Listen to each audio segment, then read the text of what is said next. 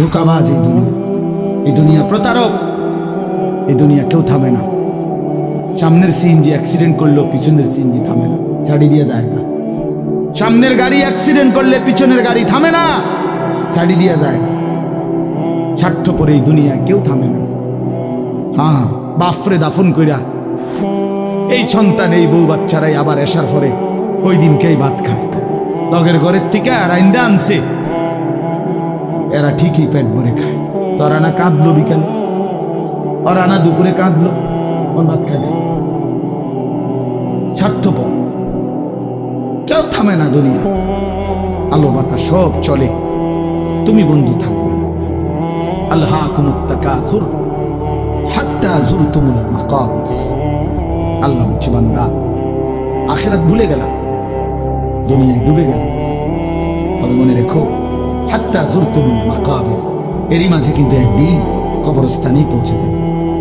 কাল্লা সাউফা তা'লামুন। আল্লাহ বলে, কবরে আসলে আমি বুঝাই দেব বান্দা আমার নাফরমানির শাস্তি কেমন। সুম্মা কাল্লা সাউফা তা'লামুন। আবার নাফরমান হাসরের ময়দানে আসলে আমি আবার বুঝাই দেব আমার অবাধ্যতার শাস্তিটা কি। একবার বুঝাবো কবরে। তাফসীরের মধ্যে আছে, কাল্লা সাউফা তা'লামুনা ফিল কবরি সুম্মা কাল্লা সাউফা তা'লামুনা ফিল আখিরাহ।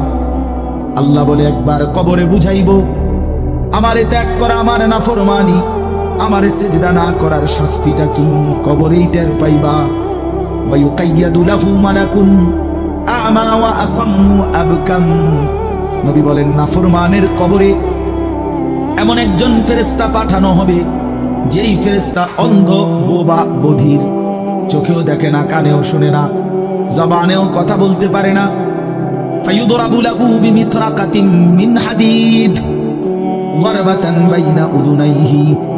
আল্লাহর নবী বলেন, ওই ফেরেশতা ওই নাফরমান পাপীকে লোহার হাতুড়ি মুগুর দিয়ে দুই কান বরাবর এমন জোরে আঘাত মারবে, ফায়াসিহু সাইহাতান ইয়াসমাউহা মান ইয়ালিহি ইল্লা থাকালাইন। নবী বলেন, নাফরমান এত জোরে চিৎকার করবে, মানুষ এবং জিন ব্যতীত আল্লাহর সব সৃষ্টি শুনবে। বহু কবরস্থানে এমনও হয়, গরু ছাগল রশি ছিঁড়ে রাখতে চায়, ওরা শুনে খবরের আযাবের আওয়াজ।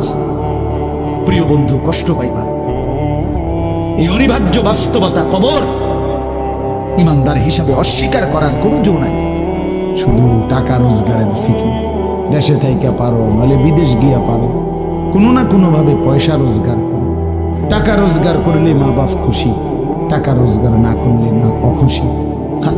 এরপরে ইমান আছে কিনা, ইসলাম আছে কিনা, নামাজ আছে কিনা, কোরআন আছে কিনা, আল্লাহ চিনে কিনা, হালাল হারাম কিনা, জায়েজ না জায়েজ না, এত কিছু ফুতের জিগায়ও না যে ফুত কামাই যে করতেছ কি হালাল কামাই করো না হারাম।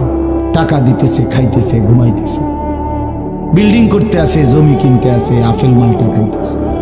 এক ছেলে আমারে নিজে বলছে, হুজুর আমি একটা দেশের নাম বলছে, যেই দেশে আমার কর্মটা ছিল, চলে আসছে ওই দেশ থেকে। আমার বলছে, হুজুর আমার কর্মটা হলো এই, মদের বার, মদের হোটেলে নারী পুরুষ উলঙ্গ জিনা ব্যভিচার করে, আমার দায়িত্ব শুধু পাশে দাঁড়িয়ে মদের বোতল নিয়ে দাঁড়ায় থাকা। যতবার তারা চায় অতবার তাদেরকে মদ গ্লাসে ঢেলে দেওয়া, তাদের হাতে তুলে দেওয়া। এর বিনিময়ে আমার মাসে বেতন 2 লাখ টাকা। মুসলমানের সন্তান তো এই টাকা যখন বাবা খাচ্ছেন, বিল্ডিং করতেছে, কোনো টেনশন নাই, রাহা। আল্লাহ বলেন, এখন দেখবা সরাসরি এই হাসরের মাঠে তোমার সামনে তোমার পায়ের নিচের জমিন, তোমার পুরা জিন্দেগির কথা, তোমার যত তথ্য, ভালো কিংবা মন্দ, নেক কিংবা গুনাহ, তোমার সমস্ত কিছু রাতের কিংবা দিনের, একাকী কিংবা প্রকাশ্যের, গোপন কিংবা আড়ালের, আল্লাহর কসম জমিন সবটা এখন তোমার সামনে বলে দিবে।